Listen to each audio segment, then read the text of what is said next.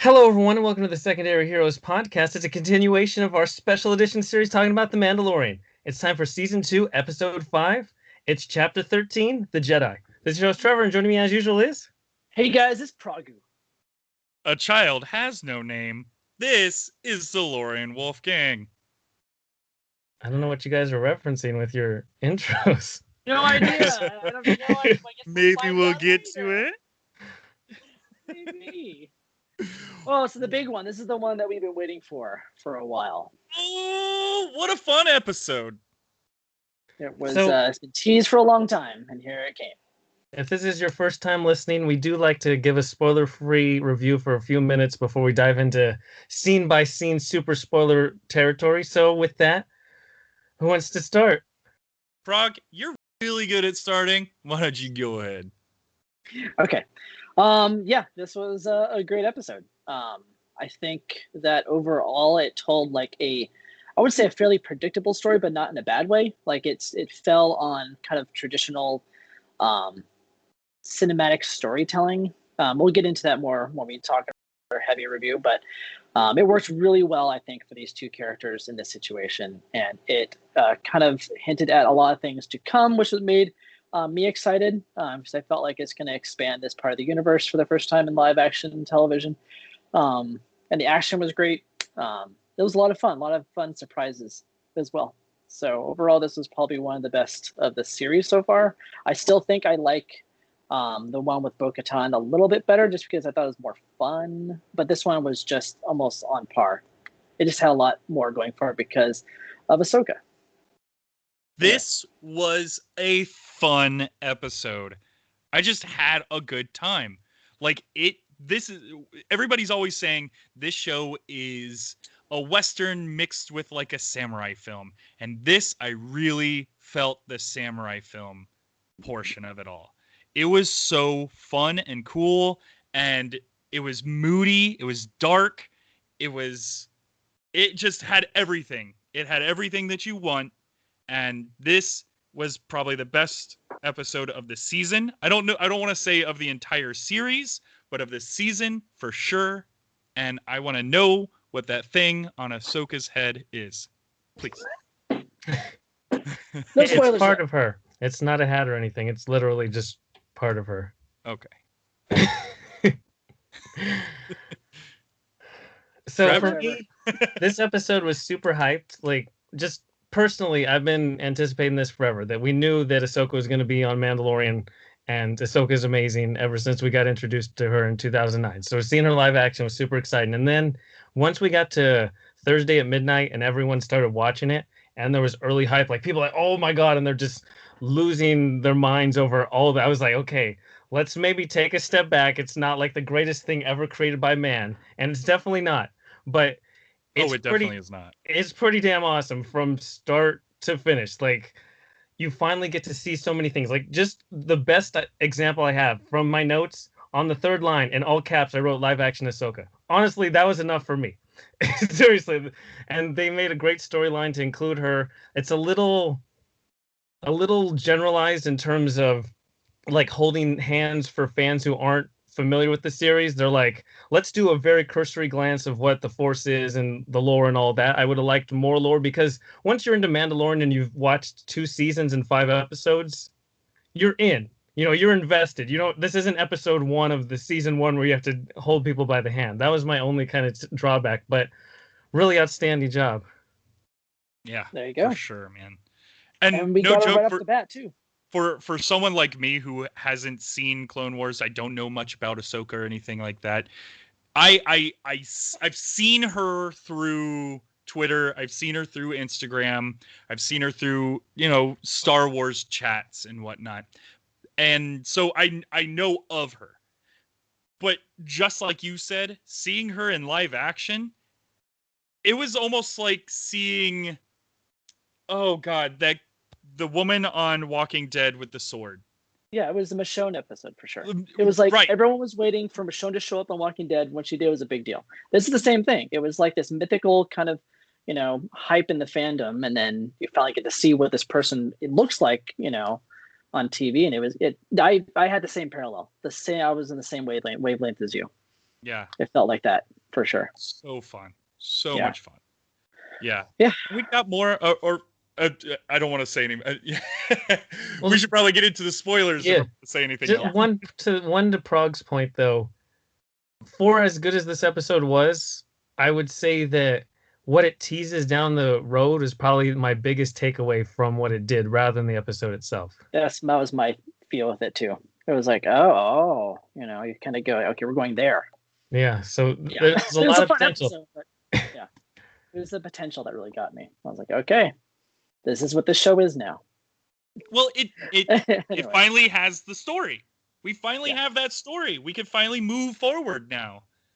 Like this even had a little side mission feel to it, but then it was like, oh wait, hold on, nope, no side mission. Yeah, there you go. Yeah, Mando stumbles into all this kind of crazy side missions that somehow go to the overarching story. It's weird how he just kismetly stumbles into good stuff. That's Star Wars for you. Sure, yeah. I mean, it is. I mean, look at Luke and Obi-Wan and that whole situation. But anyways, so before we actually get into the spoiler portion, I just want to remind everybody, go follow us over on Twitter, Instagram, Facebook, all that fun stuff. Make sure you're also subscribed and hitting that doorbell, whatever that thing is, on YouTube, because then you get to see our handsome faces when we talk about all this crap.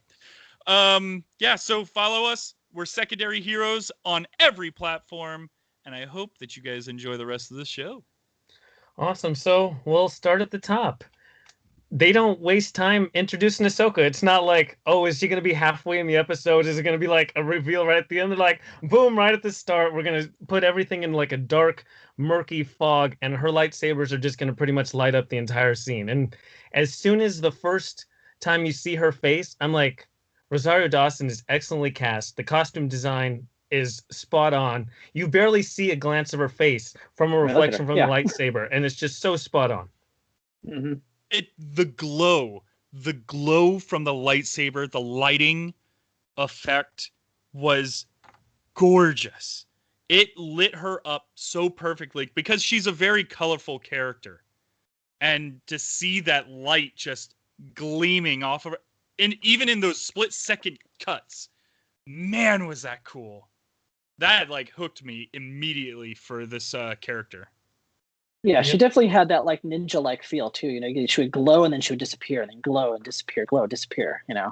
In and out of the scene. It was a lot of fun to see that scene, and it was great to see it right off the top. I mean, I'm glad we didn't have to wait to the end of the episode. That would have been terrible. Yeah, this was Mando does a great job of making a great introduction scene. Like their intros, their first 2 minutes have been really great this season, and this was the best one they've done, and that is saying quite a bit too. Yeah. I would say last episode was probably next in line of Baby Yoda trying to mess with the chords. I love that. I don't know, man.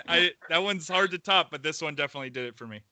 Baby Grogu. I mean, whoops. Oh snap. I mean, Baby Groot. It's just like Baby Groot. Okay, so I know that we discussed no matter what name is chosen for the child, people are going to hate it. I personally felt it was fitting. It was cute. It was just the right amount of cute to where every time that he said it, Baby Yoda or Grogu would look up and it was like, oh my God, that's adorable. So you jumped ahead to that scene. Okay. Well, no, I mean, but okay. I figured you started saying the name, so I'm like, screw it. That was my fault. This is my bad. Yes, yeah, we'll talk about that when it comes up in the scene, I think. I agree. And so while we're still there, we have that cool drum they have, or that cool bell they have, and I'm like, oh good, is King Kong coming? And that was awesome. King Kong synergy. Can you imagine though if there was a giant like monster beast or something that like calls to it? There was, but not like they didn't call to the sound of the bell. That would be kind of fun. But yeah, still I like that bell. That was fun. Yep. Good touch. And then we get the shot of lone Ahsoka against the wall where, they have this big, huge wall. They have all these guards, and she actually threatens them that you have till sunrise tomorrow to give me the information that I want. And that's just a great juxtaposition because now we're showing the Ahsoka that we're meeting here is way even after the Ahsoka we see in Rebels. Like, so the Clone Wars Ahsoka, in case those people haven't watched Clone Wars or Rebels, when Ahsoka leaves Clone Wars, she leaves the Jedi Order because the Jedi Order turns their back on her. And so she's just done with them. And then she's kind of on her own, and she works with the Rebellion and Rebels as kind of like an insider. And then this is like 10, 15 years after, at least 10 years after that. And so she's just kind of being on these, I don't even know how to describe her mission. It's almost like a personal vendetta. We'll find out at the end of the episode. That's all that she's just going to the galaxy, using her Jedi skills as not a Jedi to just find personal vengeance. Yeah, I think if you'd watched Rebels, you kind of have an idea of what she's up to. But I think for the casual fans, they were like, I don't know what's happening, but sure. Yeah. You know. But yeah, it was fun. It was just great to see her by herself. It's like, it's just me against all of you, and I'm the one threatening you. Is a great way to introduce a character. Mm-hmm. For sure. So I know, and I also wanted to note that I also love the sound of her lightsabers. That's one of my favorite parts of that was the sound design. Are these the first lightsabers we have so far? Besides the dark saber, these are like the first actual lightsabers that we see in this show. Yeah. Yeah, it is actually. Yeah. Yeah, we weren't too sure. Ahsoka has such great sabers because she has the dual white bladed sabers, and they're always awesome, and she can do fun stuff with having two blades. Yeah, she can. And she showed it in the first scene. Yeah, and one of the things before we get to the next scene, I just want to mention that Dave Filoni created Ahsoka. You know, he started that Clone Wars movie in 2009, and he's working with somebody else's characters, whether it's Anakin or Obi-Wan or what have you. But he made Ahsoka to fit into the timeline, and now it's not passed off to somebody else. It's not like George Lucas made these characters and somebody else is picking up. Dave Filoni gets to keep Ahsoka's storyline going himself, so he knows more than anybody where he wants this character to go since it's his character. Yeah, well said. And you can tell with everything that she does in this episode. Yeah, it was handled very well, I think, for sure.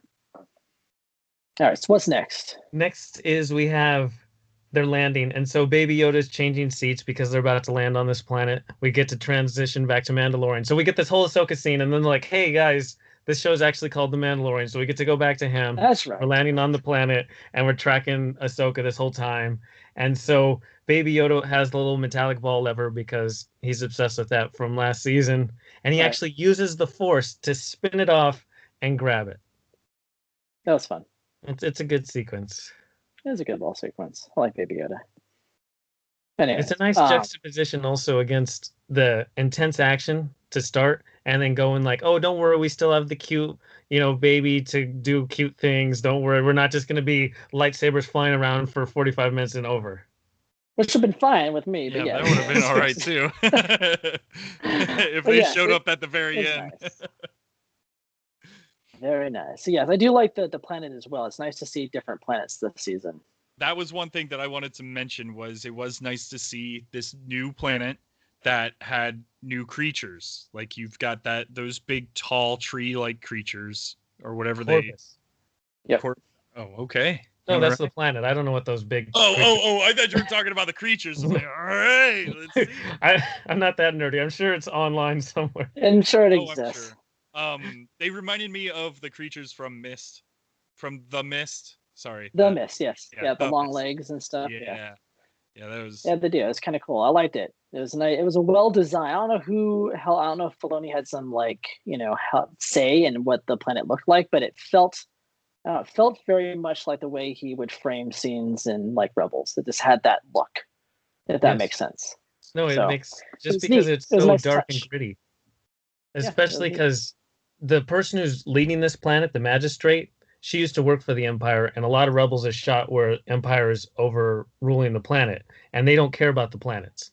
That's kind of the emphasis of Rebel. And so this has that same feel where this used to be a forest planet, and now it's just smog. You can see the industry factories just pumping smoke, and you see all the forest is dead. Those big animals are going to die soon enough because they've polluted this entire planet. It's a nice analogy to something. I don't know what that could be. Do you want me to tell you? No.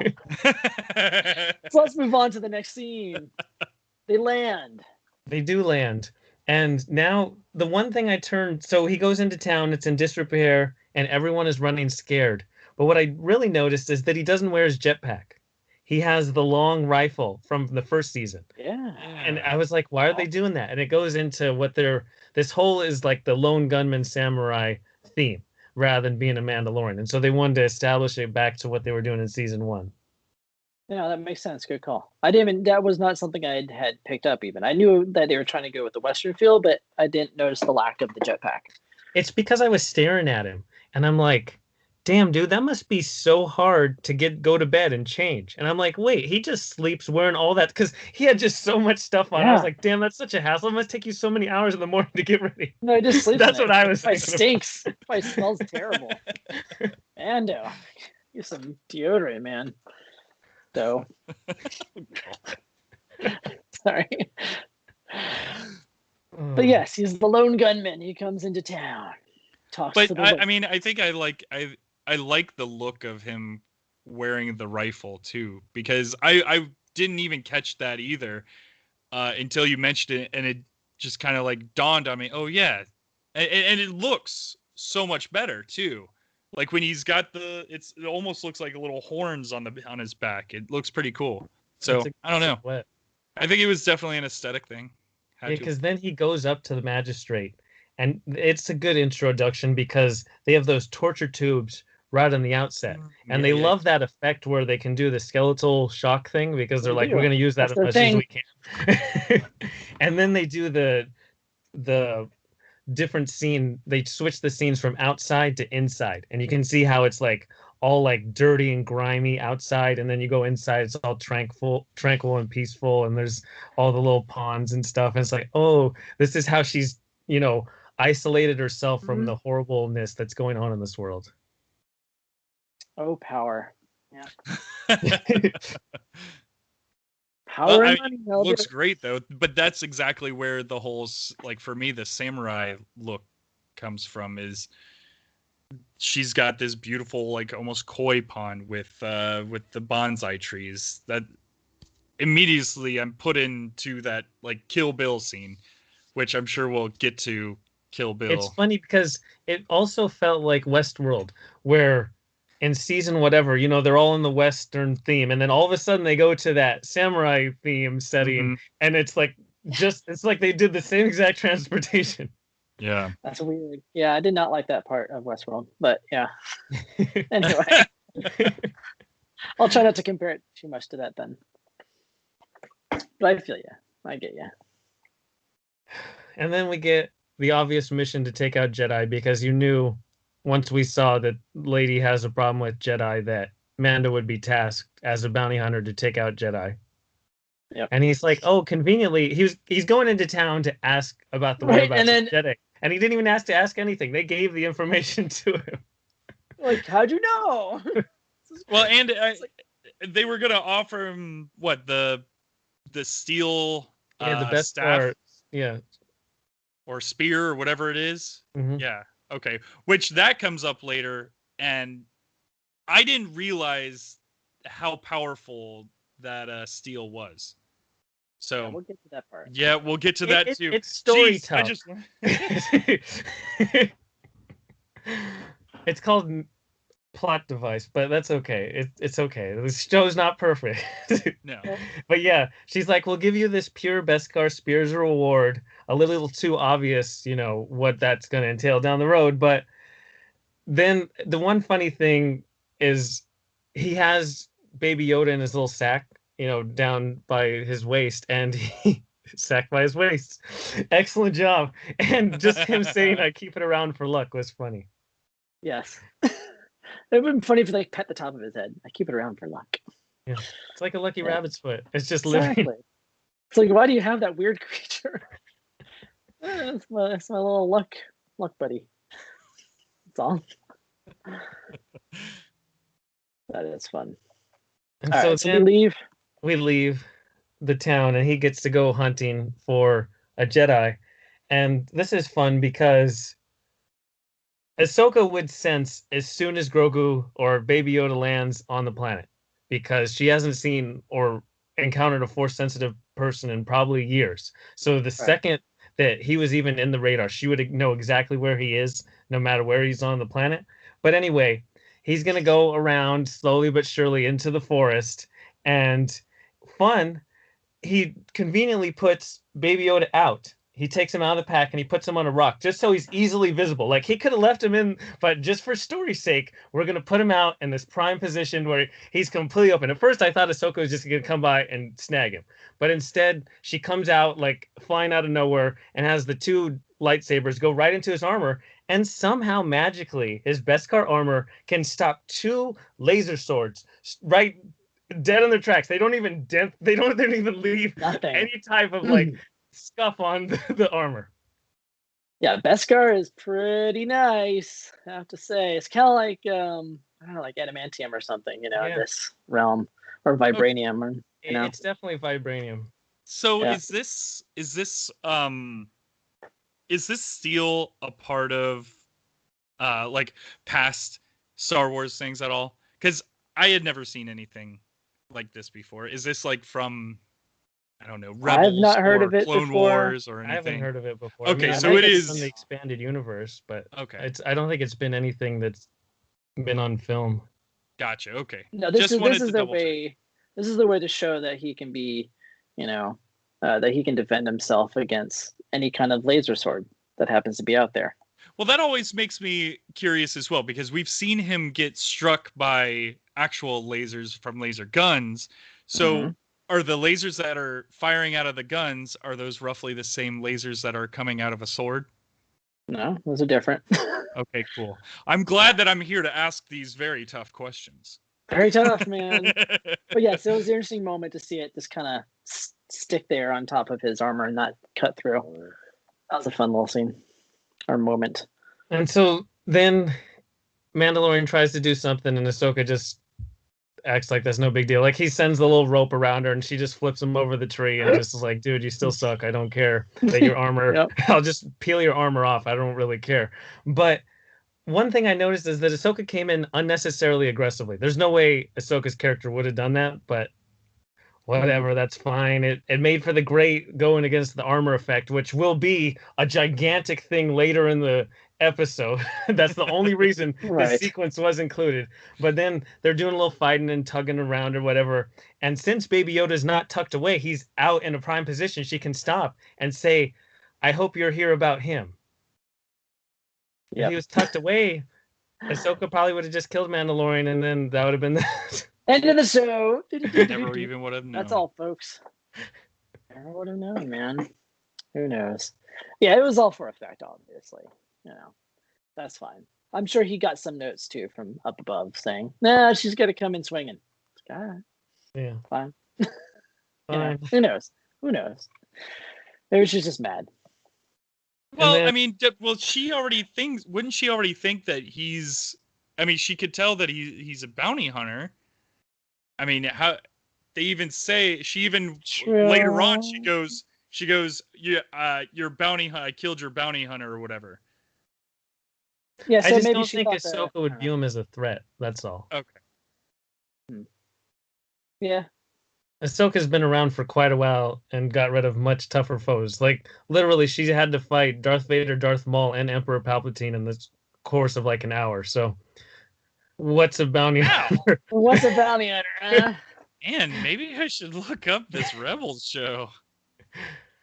Anyways, yeah, so let's move on from there because we knew that, that's just the way it's going to be. But we know we have the Baby Yoda. The big, gigantic reveal that I guess people cared about. I personally didn't care. I know, I'm like, I didn't realize there was a big reveal until later. I'm like, oh, I thought the big reveal was the stuff that happened at the end of the episode, but sure. Okay, anyways. Let's just talk find about out it. That Ahsoka can read Baby Yoda's mind, and then we get his name, which is Grogu.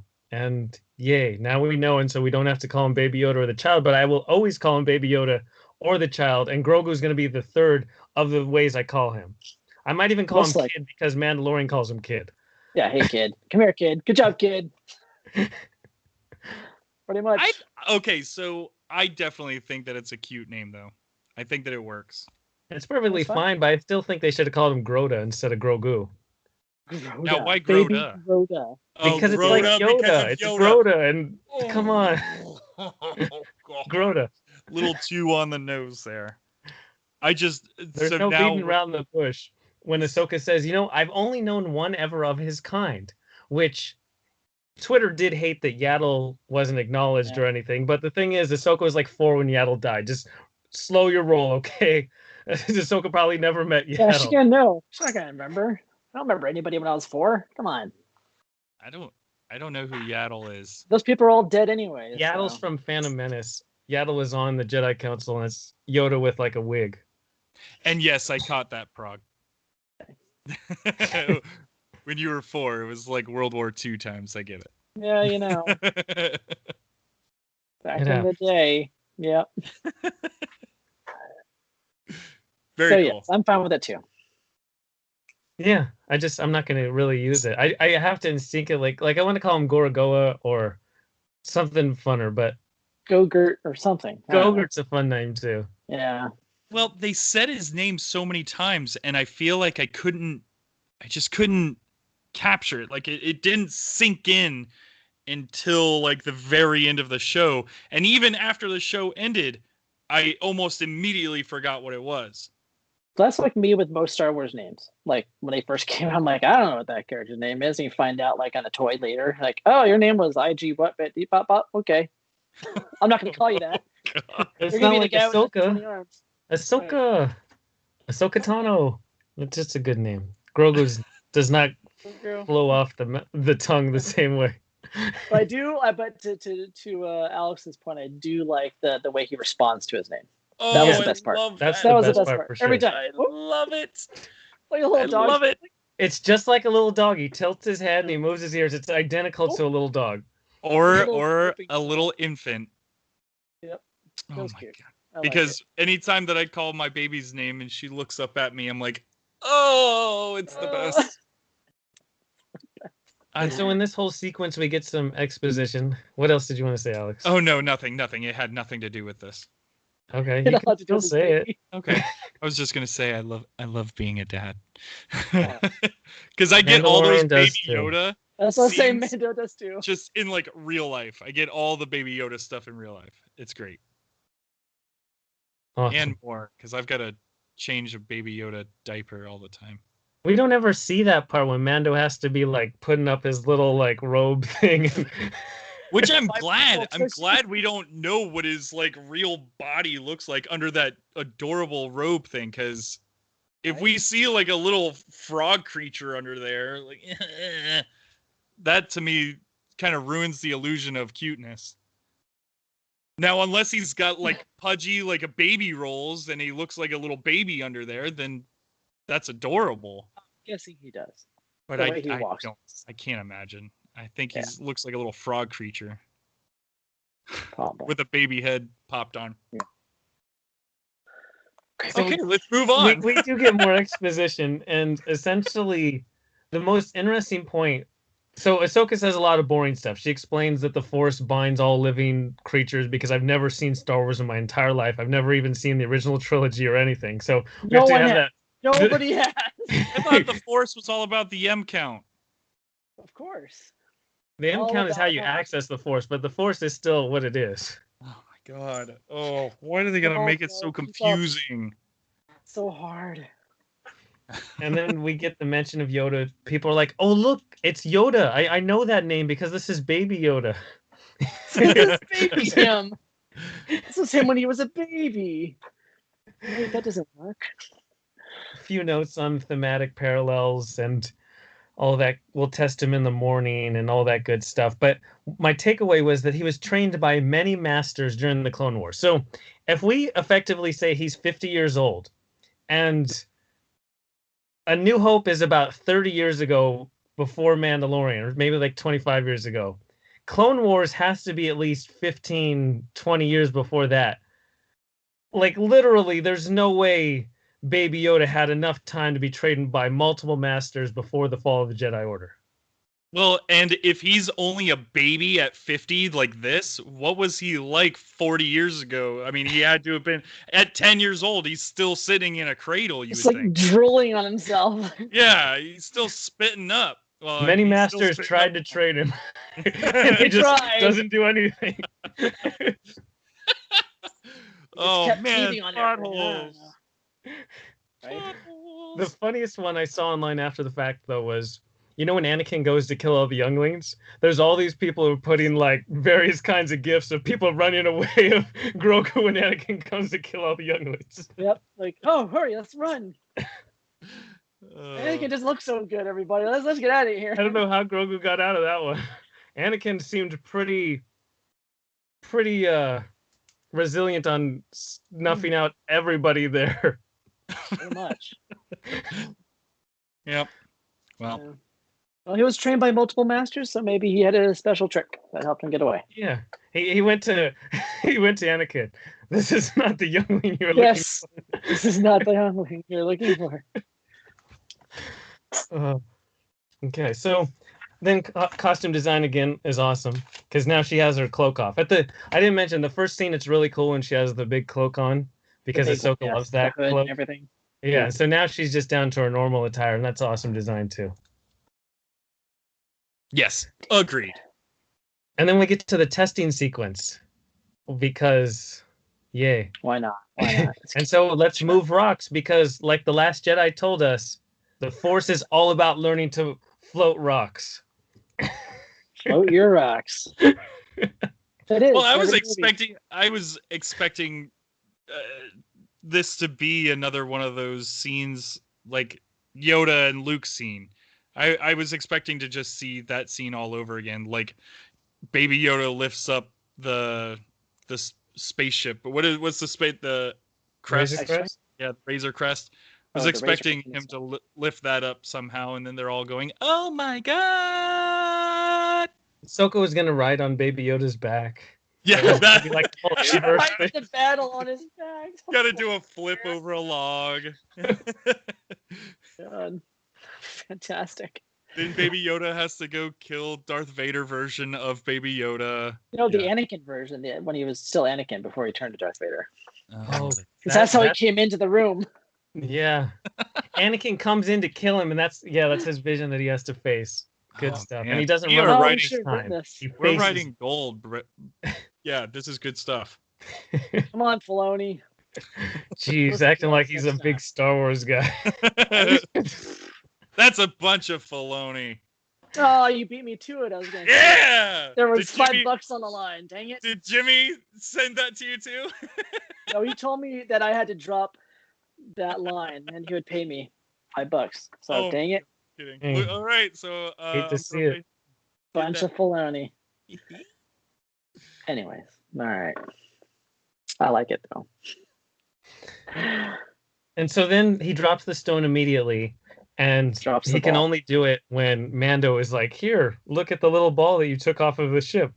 It wasn't just a throwaway humor scene. It was actually showing that you were attached to something. And so he can go and float that. And he's like, "Look, Ahsoka, he did it." And Ahsoka's like, no, I can't train him. I've seen a Jedi Knight with this kind of power and that kind of fear before. I can't do this. And so obviously she's referencing her master, who only became a master because Clone Wars exists. And if you go based on the stupid movies, Anakin never had damn time to train Ahsoka, but whatever.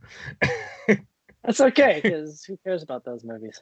Those movies suck. They don't actually never happen. They're not even canon. I don't care. Ooh. So yes, Clone Wars are any- canon. Oh man, Watch we're gonna Clone get Wars. really bad reviews on iTunes now. that's okay. I Everybody don't watch care. Clone Wars, okay? You'll get an appreciation for Anakin's descent to become Darth Vader. The It's more prequels, tragic. there's not enough time. Honestly, they skim over the actual descent, because I was thinking about it. When he goes to kill Grogu of the younglings, to then going and killing Padme with breaking her heart or whatever, there's no, like, he gets to a point where he's literally like telling Mace Windu, no, we have to take him to the Senate. He has to face justice. You can't kill him right now. And so he cuts his arm off. So he's still on the relative good side of things. And then he descends automatically to killing younglings. There's nothing that leads to that. That's just such a sharp, like, No. dude. Yeah, Lucas dropped the ball with that. Pretty cool. Yeah. But that's why He you had some watch good Clone ideas. Wars, everyone. You'll be like, wow, Anakin's been struggling this for like a decade. No wonder. And you guys know a lot more about Star Wars than I do. Clone Wars is okay. To see Ahsoka. I'll check it out. I know because of all of our Star Wars talk, we've actually gotten a few fans to start watching all these other shows. So All right. yeah, that was pretty cool. I've had fans reach out to me and tell me that. So Good. Well, nice. Good stuff. And so Grogu's been hiding his abilities since Anakin came to kill him and he ran away. And he's been trying to keep under the radar and just been alone in the little pod floating around. I don't know who's been overseeing his pod transport. I was wondering that same thing. I was like, who's been in charge of him? He's just floating around forever? Like, what? How's he eat? Hold on. I thought in the last episode they were taking his blood and like trying to create these other clone things with his M count. Yeah, but that's like in the past 5 years. Okay. When the Clone Wars ends, that's like 40 years ago. Okay. Gotcha. I'm sure people get that backstory at some point. But I thought the same. We'll see a whole episode of it'll be a backstory episode. Mm-hmm. We'll do a flashback. We'll zoom into Baby Yoda's eye and it will just flash back. This is what he was up to. It's going to be like that terrible Stranger Things episode. This is what Eleven's been up to this season. Oh, God. Haters gonna hate. Oh. That episode was bitching. Okay, frog. Hard no. Whatever. But also, so Anakin descended twice because first he descends because he loses his mom, and then he descends because he wants to protect Padme. Either way, he wanted to protect either of them. And so the problem with Grogu is that he has such a strong attachment to Mando that if anything ever happened to Mando, Grogu would have too much power and he'd be a new Darth Grogu. And that's a cool name. Darth Grogu. It sounds way more intimidating. Like this little baby waddling out. He has the big like black helmet. He's like sliding off his head. He can't quite fit. He can't see Albert. He keeps looking up. It'll be just like Spaceballs. He'll have that oversized helmet. Like holding it with his hands.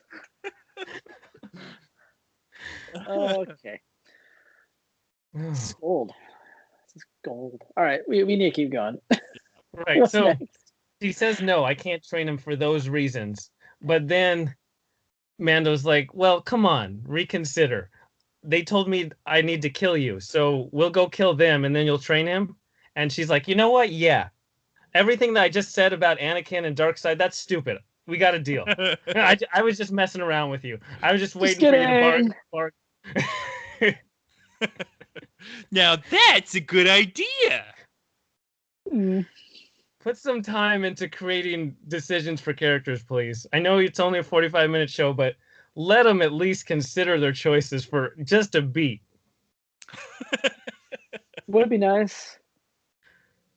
So that is interesting, because if you're not totally listening to what she's saying and why she won't train him, like, I didn't even make that connection. The fact that, I mean, she keeps saying, oh, well, he's got fear in him and this, that, and I can't train him because of fear and whatnot. But I never even really made the connection to Anakin or Darth Vader. If you hadn't seen Clone Wars, you wouldn't know that Ahsoka was Anakin's Padawan. Exactly. Yeah, she said she didn't mention his name at all. She just talked about him. Yeah. She didn't name drop, which was interesting. It's like, I don't know if that was a good thing or a bad thing for people like Alex who don't know. That's fair. I didn't think of it like that. Oh. Yeah, it was vague, but it was like, okay, cool for like the people on the inside that know that, but what about everybody else? Well, and that's the thing is, like, that's why I feel like I'm not talking very much in this episode, because I don't feel like I know enough to well, it's good to have your take enough about what did you feel about that? Right. Like, did you enjoy that aspect, or was that too confusing for you? Well, I mean, if I know enough Star Wars to know, to get me by, but for her to be very vague about who she was talking about, I was like, okay, well, she could be talking about this guy or right. Part of me wonders, though, do they do that to leave like a breadcrumb trail and people look it up? Like, let me, just search Ahsoka Tano, and then you can be like, oh, she's connected to Darth Vader. Okay, yeah. I don't know. That's a cool idea.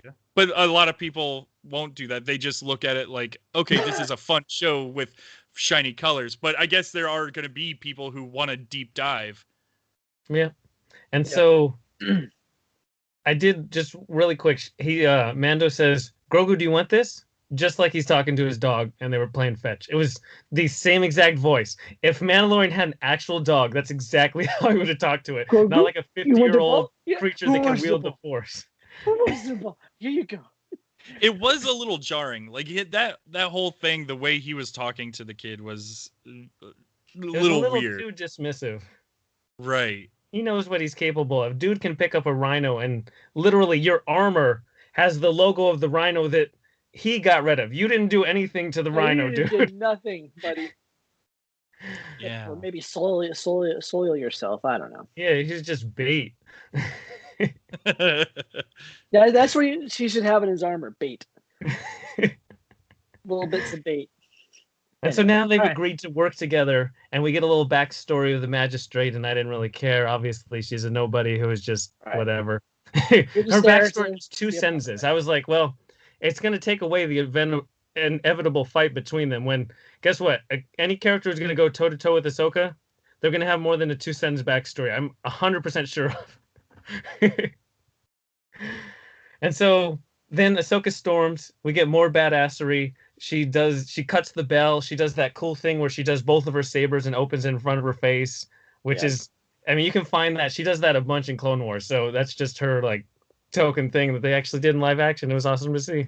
Well, and it was cool too when she did cut open that bell. Like you got to feel, like you felt the enormity of that bell. I don't know. There was just something really cool about that the way that it rolled off the wall, and it just even like, I know it's so silly, but the camera shake. I was like, ooh, that was kind of cool. And then it's sitting there glowing from burning up. That was wild. Well, it's also good that she cut it with her saber and it's metal, and then they show that the Beskar cannot be cut. So it's like right. a dual purpose there. It's kind of fun. Yeah. And then I do want to point out, speaking of the camera work, so the problem with Revenge of the Sith in particular is that it's such fake CGI. You see these little things flying around. It looks really stupid. They do a really good job of making it cut just the right way. So she makes leaps to the roof, but it doesn't look like, there's a ragdoll flying around to get to the roof. They cut it Right? so she makes these 20-feet leaps, just like you would in the cartoon, but in doing it in live action, it's not as jarring and CGI heavy. Yeah. Yeah, good call. Yeah, it looked really silly in the movies when I saw it. I'm like, oh my god! Like, you can tell it's not them. But you can tell they like go from the actor to CGI to the actor. Yeah, you just need some camera work. Honestly, That's all you don't need. Editing. CGI. It's just Right. editing and camera work. Simple as that. Like a ninja. Well, and there wasn't very much CGI, or at least I didn't feel like there was. It didn't feel like there was. That's when you know you have good CGI. Right. CGI is so good it kind of blends in with everything else. And maybe that's why this place that we're at, this planet, was very foggy and very dark and very it hides moody. stuff. It hides all of that.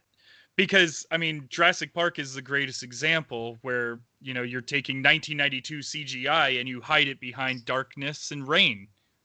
Right. Works. And that's kind of how I felt with this one. Like, I didn't see any CGI where I was like, because now I look for it. Because you guys complain about it a lot. So I look for Do we? this. Yeah, we do. Oh, God. Every episode, Tron. I guess so. That's why you got to give a shout out to the camera work, where you don't have to rely on CGI to do the same things. Ahsoka can get from here to here, and all you have to do is slice it just at the right time. And then the audience is like, "Oh, she just made a big leap," but you didn't have to show her leaping. The audience can go along with you. You're the director. You can lead the audience along to what your vision is. Yeah. Well said. Yeah. Well said. All Very, right. very good. What's next? And so then Ahsoka's picking off enemies. She's definitely pissing off people too, but she's picking off enemies one by one. Cool little lightsaber action going through the alleyways and the streets. And one cool thing is there was a Loth cat for some reason. So Loth cat, if you're unfamiliar with Rebels, they're on Lothal. They are literally called Loth cats. Like, Lothal is the best planet because they have Loth cats, they have Loth wolves, they just add Loth to every name of animal that we have. It's great. But this planet is not Lothal, but for some reason there's Loth cats in the alleyways, and it was weird. Yeah, someone maybe brought it. Maybe it was like, someone traveled to that planet with it, possibly. I don't know. Yeah, But there you go. Lothcat also connects to one potential character that we'll get to. Oh, that we'll get to. Ooh. We're not at the end of the Ooh. episode.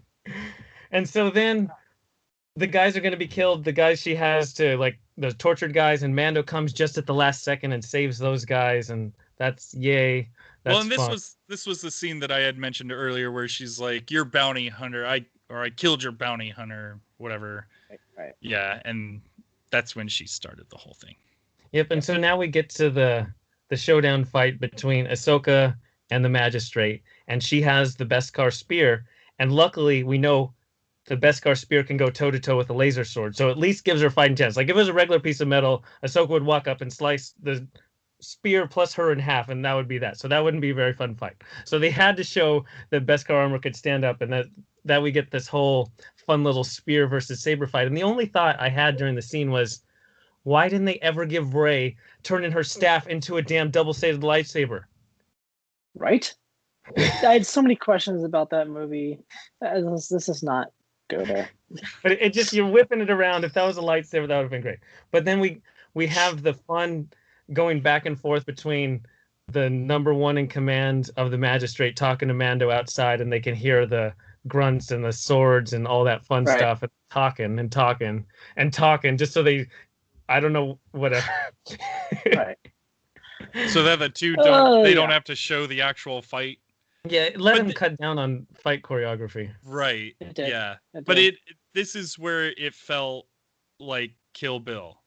And the funny thing is I saw Ed on Twitter. I think today he actually posted a picture of Kill Bill, and it was like out of context Mandalorian, and I'm like, oh, I thought that during the show. I guess everybody else thought it too.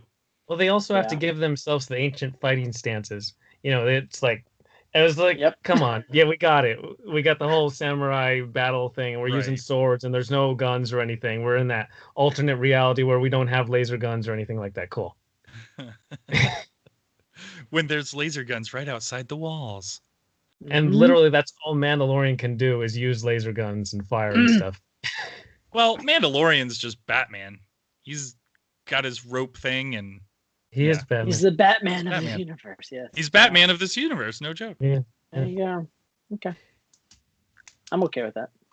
All right, so then we have like the gunfight as well outside. Oh, the staff falls. And I actually really like this part where the staff falls, and then the guy, the head of security or whatever, goes, "Sounds like you won." And he starts bending over to lay his gun down. I'm like, it's a drop! Yeah, in my head, it's a drop! Oh, if only he was on that squid planet. Yeah, one of them pops out the door. It's a drop! How'd you get here? Isn't it your planet? He should have just been in one of the doors. The loft cat needs to get off this planet. Oh, Yeah, he opens the window and he whispers. Anyways. It's a trap. Okay. Yeah. Back to it. But it was a fun high noon kind of moment. I thought that was kind of cool. Yeah, I thought so. Just that whole Western idea, because still Mando is a great gunslinger, and just having a classic showdown and whipping his gun out really quick, that's fun. Well, it was cool because, and I didn't think about this until right now, that, you've got on one side of the wall, you've got your samurais, and on the other side of the wall, you've got your gunslinging Westerns. It's kind of cool that they're sitting right next to each other, and they're, I don't know. It was just, that was one of those did that really on purpose. cool things. Yeah, really cool. It's a Filoni sandwich is what that was. Yes. With a little bit of Filoni in there. That's right. And then right after Mando takes out the guy, the citizen says, "Behind you," and then there's the robot up there, and he goes and shoots that guy too. And then that citizen guy, we find out, was actually the leader of this planet before it was taken over. The leader of this planet who owns the strip mall. Yep. Yeah, like you said last week. This is my planet. It's the same thing. Yeah. Same thing. Every planet's like that. Every planet has the strip mall guy owner. Yeah. Well, this little area seemed like it was the size of a strip mall. It wasn't very big at all. Yeah, so because they're just using the planet for resources, so they put a few places for hired guns and workers, and let's go. Yeah. Just the rest. And so after we get the gunslinger portion and after Ahsoka wins the battle, we actually get the biggest nugget from this episode. We understand what info Ahsoka's on this planet for. And so she asks him, "Who is your master?"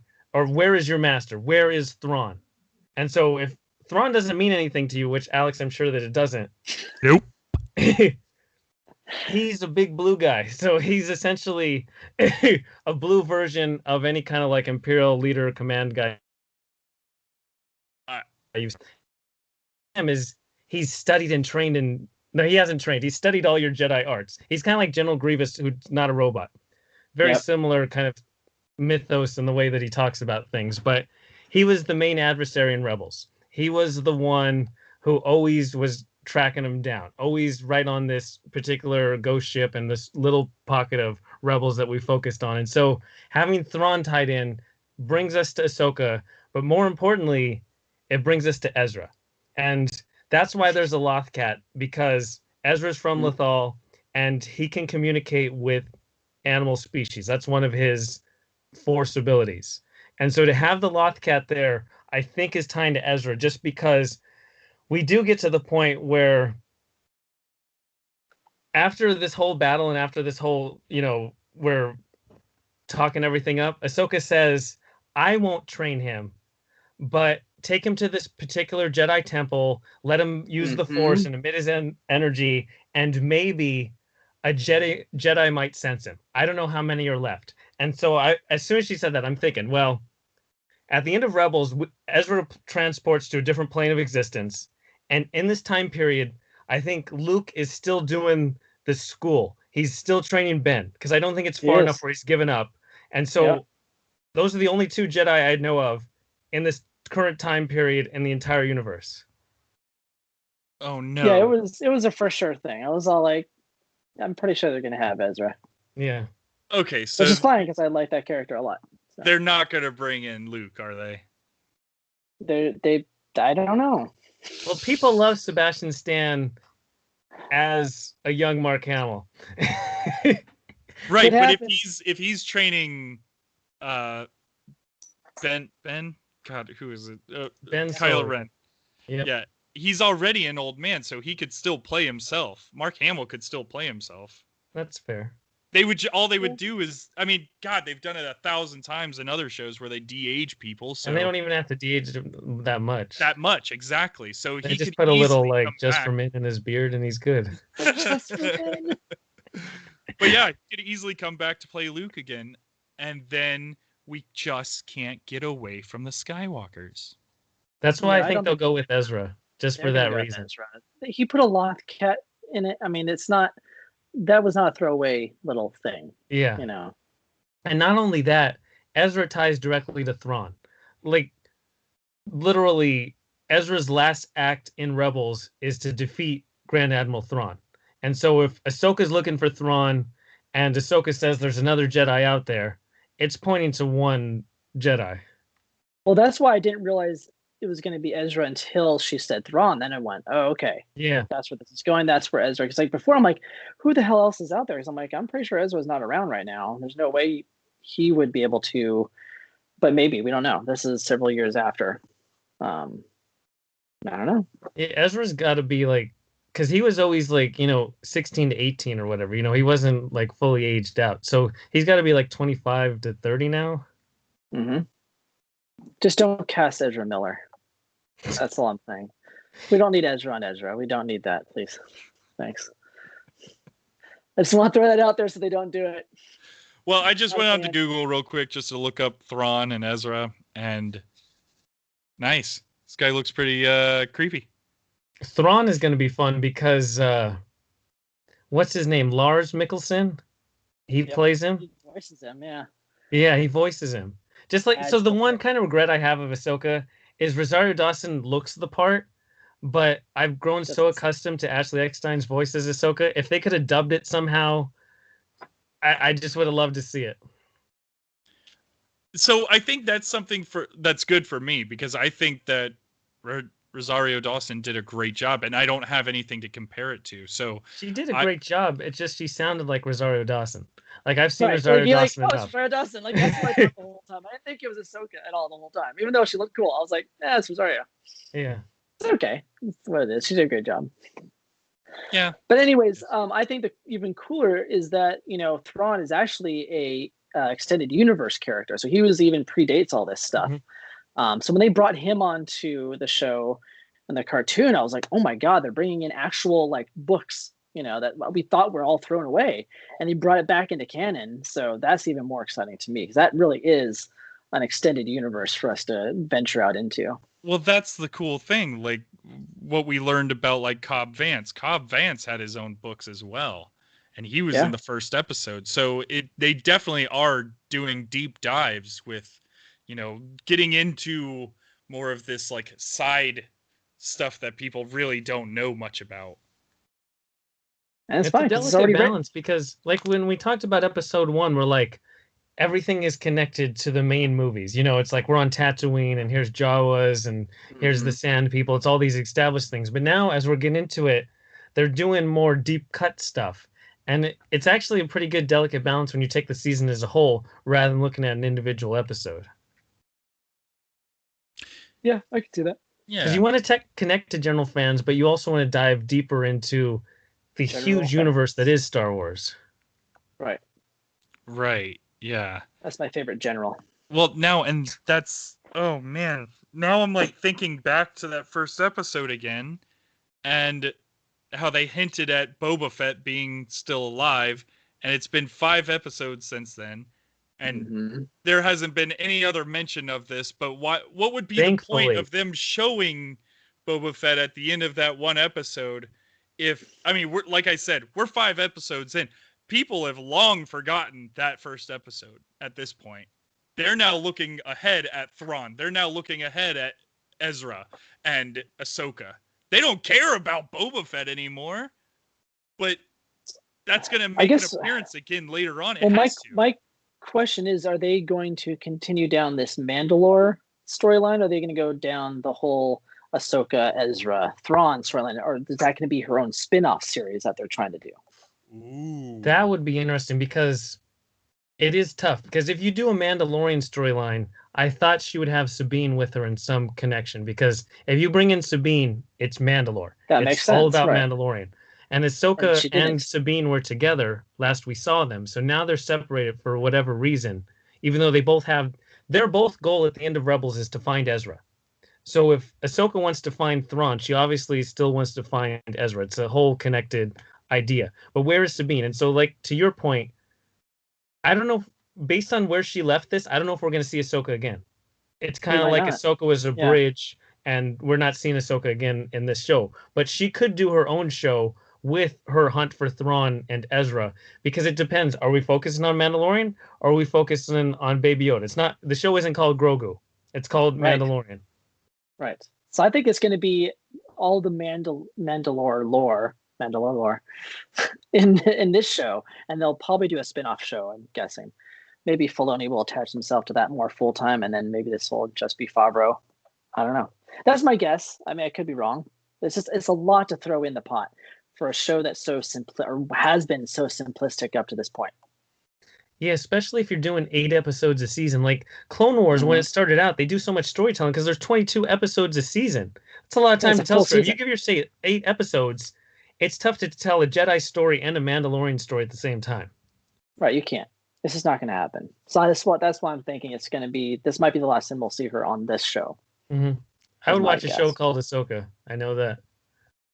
Yeah. I mean, man. Well, now, but it's so interesting because of what we saw from Ahsoka in this last episode, that almost now is becoming almost a little more interesting to me. Like, let's go down that line. Yeah, I'll watch that too because that seems super interesting. Sold. There you go. Because it's like all Mandalorian's doing is trying to find someone to take care of this kid that he's kind of attached to. Yeah. I mean, there's no real big story behind that. He's just trying to, here, someone else take care of this. I know, he wants to pass him off so bad, but he also doesn't want to pass him off. He wants to keep him, but he also wants to pass him off. Anyways. Yeah, that's like that point where he said, "This is goodbye, kid." Like, I Mhm. knew it wasn't. That was a stupid line. I wasn't gonna feel any emotional attachment to that. Right. Exactly. Yeah. And so one thing, once the credits rolled, was in the concept art, they had Ahsoka with the white hood. And so at the end of Rebels, she wears the white cloak and she has the little white staff. I was wondering why they didn't include And that. so that was in the concept art. They considered it, but in the actual execution, she's just wearing a gray cloak and she's back to her normal lightsaber. So why did they make that change? When that's really weird. Filoni, what are you doing? This is your character. That was his choice. I don't know. That was really weird. It was really weird to see because I thought she was going to show up with the white hood. Yeah. I thought she was, and she didn't. I was like, okay, maybe she decided to go back to the Jedi. I don't know. Don't know. They haven't told us that. So Her cloak looks so good because it fits on her head and it makes the little like U shape and the horns. It's really right. cool. This one was Just super like loose fitting. she looked like an alien nun, like a I don't know, like a ninja nun or something. Really cool Ninja looking. Nun. That's what the Ahsoka series is going to be called. Ninja Nun. Ninja nun. It's Good stuff, guys. Yep. Woo, credits. So that was so again, I think my main takeaway is the episode was good, but I think the intriguing of Thrawn and Ezra was more my takeaway than the episode itself. That's interesting because that was like a split second part of the whole No, thing. but it leaves just so much potential of Right, of course. how Baby Yoda fits into the universe and how they're going to get Ezra tied back in. And like Prague said, are we going to have a Jedi specific storyline within this show, a separate show? It's way more forking pathways than just seeing live action Ahsoka slice people up. Yep. It's just so forking exciting. Nice. Hey! I like it. That's a good one. All right. Let's wrap this up. That was fun. That was a good episode. Yeah. And if you like what you're listening to, please support our sponsors. And to everyone listening, we hope you enjoyed, and we'll talk to you next time. Probably go. Mandalorian Wolfgang. Roll out.